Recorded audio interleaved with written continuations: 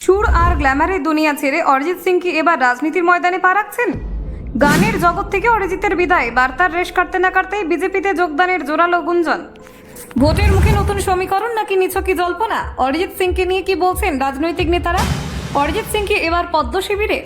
কয়েকদিন আগে প্লেব্যাক থেকে অবসরের ঘোষণার পর এবার রাজনীতির অন্দরে তাকে নিয়ে শুরু হয়েছে প্রবল চর্চা। রাজ্য বিধানসভা নির্বাচনের আগে এই গুঞ্জন এখন রাজনৈতিক মহলের অন্যতম আলোচনার বিষয়।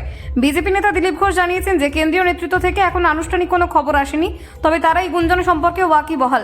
মুর্শিদাবাদের বিজেপি বিধায়ক গৌরীশঙ্কর ঘোষের মতে অরিজিৎ অত্যন্ত মানবদরদী এবং জেলার উন্নতির জন্য তার মতো ব্যক্তিত্ব দলে এলেই ইতিবাচকই হবে।